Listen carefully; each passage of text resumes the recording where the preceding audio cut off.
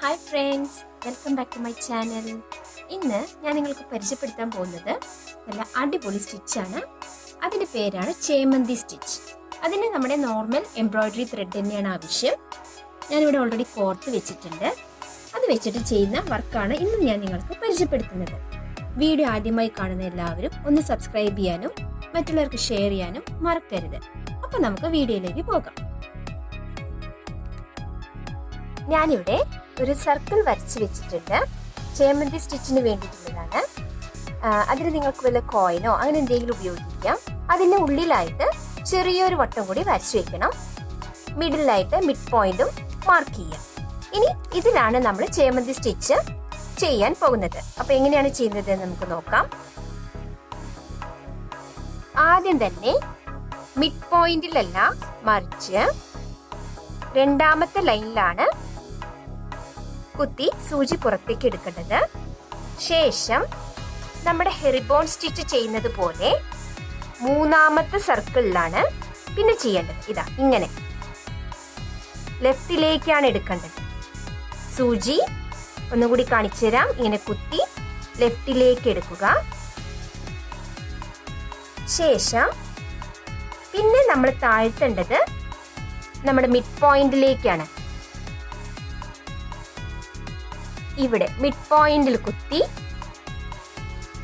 പിന്നെ സെക്കൻഡ് റൗണ്ടിലാണ് കുത്തിയെടുക്കേണ്ടത്.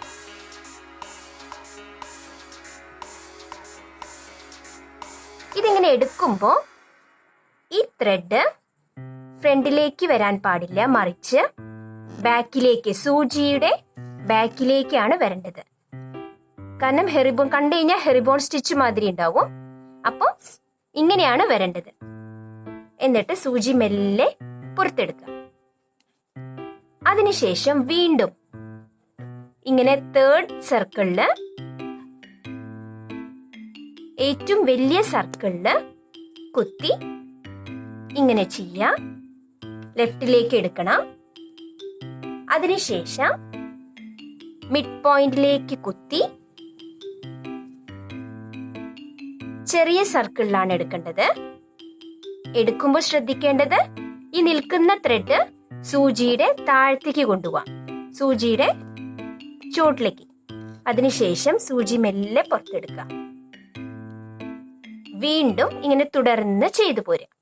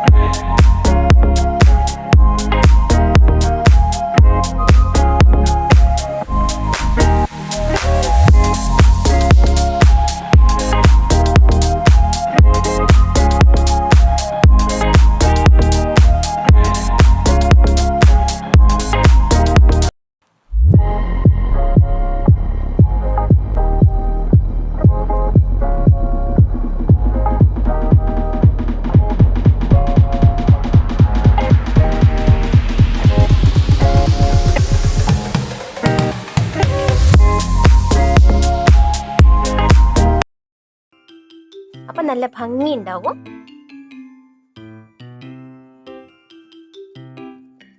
ആകെ ശ്രദ്ധിക്കാനുള്ളത്, ഇങ്ങനെ ചെയ്യുമ്പോൾ ഈ സൂചിയുടെ താഴത്തേക്ക് വേണം, ബാക്കിലേക്ക് വേണം ത്രെഡ് പോവാൻ വേണ്ടിയിട്ട്.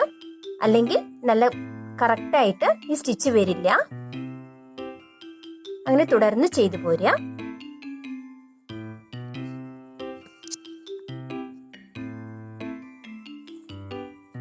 ചെയ്ത് കഴിഞ്ഞാൽ കണ്ടോ, നല്ല ഭംഗിയുള്ള ചേമന്തി സ്റ്റിച്ച് നമുക്ക് കിട്ടിക്കഴിഞ്ഞു. അപ്പൊ ഇത് മക്കളുടെ ഉടുപ്പിലൊക്കെ ചെയ്യുമ്പോൾ നല്ല ഒരു ഷൈനിങ്ങും എംബ്രോയിഡറി ഡിസൈനും കൂടിയാണിത്. അപ്പൊ നിങ്ങൾ എല്ലാവരും ഇത് ട്രൈ ചെയ്യണം. ഞാൻ ചെയ്ത ചെറിയൊരു മോട്ടീഫ് നിങ്ങൾക്ക് ഞാൻ പരിചയപ്പെടുത്താം.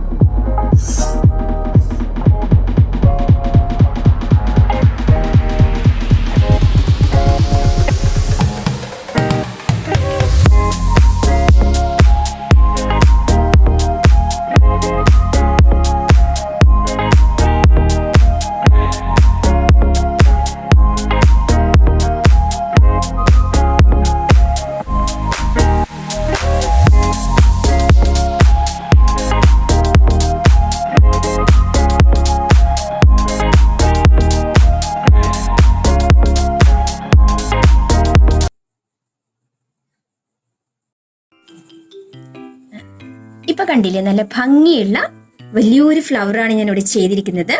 ഇങ്ങനെ മക്കളുടെ ഉടുപ്പിലും ചുരിദാറിന്റെ യോക്ക് പാർട്ടിലും ബ്ലൗസിലും ഒക്കെ ചെയ്ത നല്ല അടിപൊളി എംബ്രോയിഡറി ഡിസൈൻ ആയിട്ട് തന്നെ നിങ്ങൾക്ക് ചെയ്യാവുന്നത് തന്നെയാണ്. അപ്പൊ എല്ലാവരും ട്രൈ ചെയ്യണം. എന്റെ വീഡിയോ ആദ്യമായി കാണുന്ന എല്ലാവരും ലൈക്ക് ചെയ്യാനും ഷെയർ ചെയ്യാനും സബ്സ്ക്രൈബ് ചെയ്യാനും മറക്കരുത്. Thank you for watching.